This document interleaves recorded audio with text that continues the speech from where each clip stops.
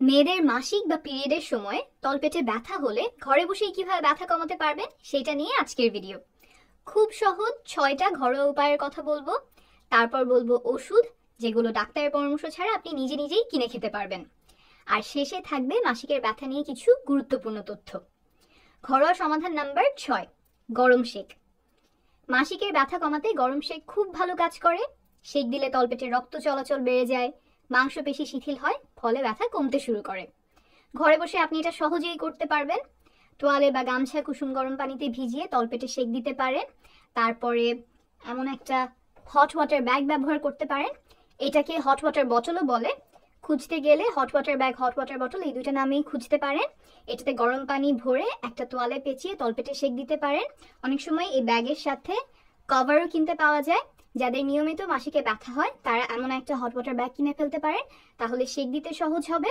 ফার্মেসিতে 150 থেকে 200 টাকাতেই কিনতে পাওয়া যায়। 5, গোসল। ব্যথা কমানোর জন্য কুসুম গরম পানি দিয়ে গোসল করতে পারেন। গরম শেক যেভাবে ব্যথা কমায়, হালকা গরম পানি দিয়ে গোসল করলেও সেভাবে ব্যথা কমতে পারে, সাথে শরীরটাও হয়তো আরাম লাগবে। 4, মালিশ। তলপেটে যেই জায়গাটা ব্যথা করছে সেখানে আলতো করে হাত বুলিয়ে মালিশ করতে পারেন। বৃত্তের আকারে মালিশ করবেন, এতে আরাম হতে পারে। 3, আদা। আদা মাসিকের ব্যথা কমাতে পারে। যাদের নিয়মিত মাসিকে ব্যথা হয় তারা ব্যথা হওয়ার আগেই মাসিক শুরু হলে আদা খাওয়া শুরু করবেন। আদা কুচি করে এমনি এমনি বা গরম পানি, গরম চায়ের সাথে খেতে পারেন। দিনে 3 বেলা করে মাসিকের প্রথম 3-4 দিন এমন করে আদা কুচি খাবেন। ডাক্তারদের কাছ থেকে হয়তো আপনারা এই পরামর্শ সচরাচর পাবেন না, কারণ আদার উপকার নিয়ে গবেষণাগুলো সাম্প্রতিক সময়ে করা হয়েছে। ইরানে, ভারতে গবেষণা হয়েছে, সেগুলো আন্তর্জাতিক একটা গবেষণা প্রতিষ্ঠান কখরেন রিভিউ করেছে।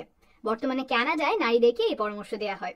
সবগুলো গবেষণাতেই দেখা গেছে আদা ব্যথা কমায়, আর এটার আলাদা করে কোনো পার্শ্ব প্রতিক্রিয়া নেই, তাই এটা একটা ভালো অপশন। 2, ব্যায়াম।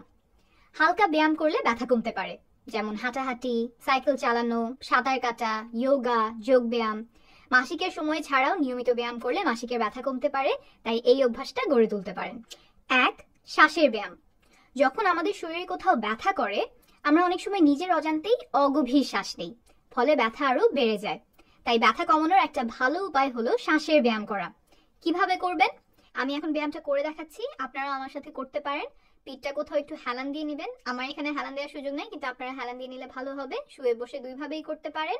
আমরা নাক দিয়ে শ্বাস নিব, শ্বাস নিয়ে পেটটা ফোলাবো, তারপরে মুখ দিয়ে শ্বাস ছাড়বো, এমন ভাবে যেন আমরা একটা মোমবাতি নেভাচ্ছি। শুরু করি।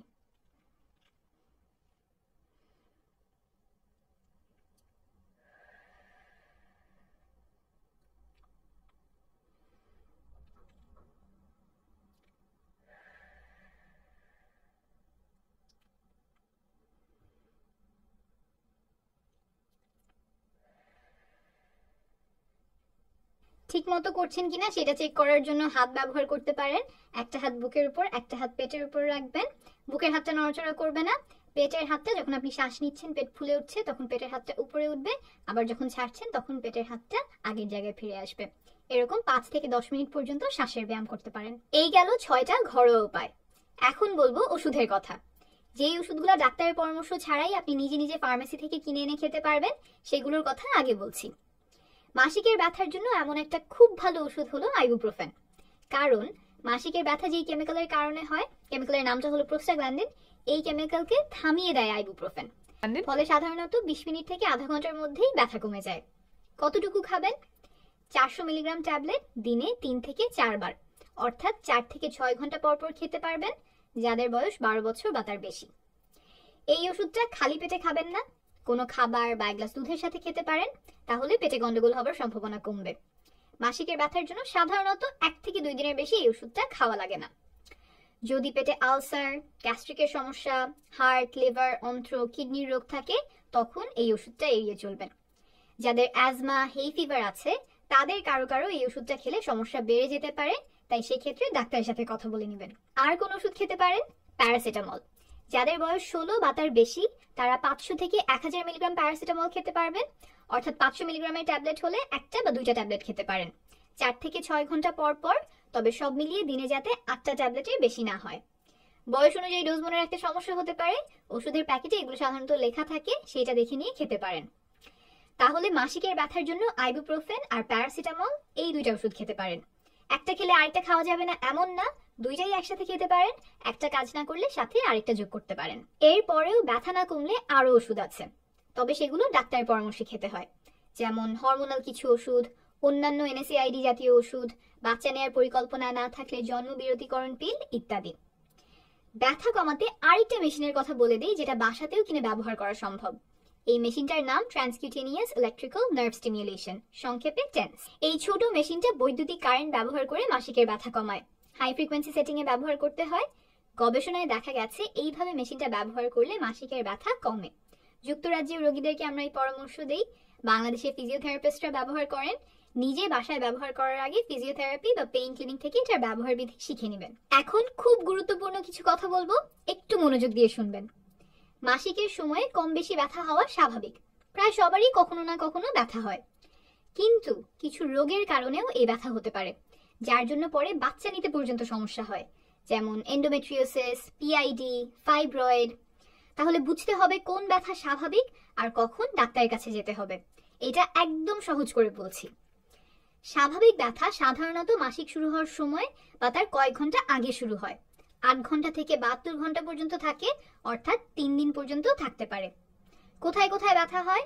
বেশিরভাগ ক্ষেত্রে তলপেটে ব্যথা হয়, মাঝে মাঝে পিঠে, তারপর উরুর ভেতরের দিকে ব্যথা হতে পারে। একটা মেয়ের যেই বয়সে মাসিক শুরু হয় দেখা যায় তার 6 মাস থেকে 1 বছরের মধ্যেই এমন ব্যথা শুরু হয়েছে। এগুলো স্বাভাবিক ব্যথার লক্ষণ। কিন্তু যেই ব্যথাগুলো রোগের কারণে হয় সেগুলো সাধারণত আরো পরে শুরু হয়। যেই বয়সে মাসিক শুরু হয়েছে তারও বেশ কয়েক বছর পরে গিয়ে মাসিকে ব্যথা শুরু হয়।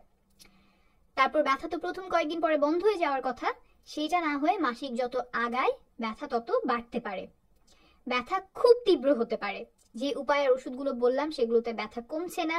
এত ব্যথা যে স্বাভাবিক কাজকর্ম করা সম্ভব হচ্ছে না, স্কুলে যেতে পারছে না, অফিস থেকে ছুটি নিতে হচ্ছে বা বাসার কাজ করতে পারছে না। এত তীব্র ব্যথা হওয়া স্বাভাবিক না, অবশ্যই একজন গাইনোকোলজিস্ট দেখাবেন। তারপর মাসিকের সাথে অনেক রক্ত যাওয়া, বড় বড় চাকা যাওয়া, মাসিক অনিয়মিত হওয়া, আগের চেয়ে ব্যথা বেড়ে যাওয়া, মাসিক ছাড়া অন্য সময় তলপেটে ব্যথা হওয়া, স্বামীর সাথে মিলনের সময় ব্যথা, পায়খানার রাস্তায় ব্যথা, মাসিক ছাড়া অন্য সময় রক্ত যাওয়া, সাদা স্রাবে পরিবর্তন, এই লক্ষণগুলো থাকতে পারে। এসবের কোনো একটা লক্ষণ যদি আপনার থাকে তাহলে অবশ্যই একজন চিকিৎসকের শরণাপন্ন হবেন। সাদা স্রাবে কোন ধরনের পরিবর্তন দুশ্চিন্তার কারণ নয়, আর কোন ধরনের পরিবর্তন হলে ডাক্তারের কাছে যাওয়া প্রয়োজন তা নিয়ে আমি আরেকটা ভিডিও করেছি, লিংক কমেন্টে দিয়ে দিব। শুভকামনা থাকলো।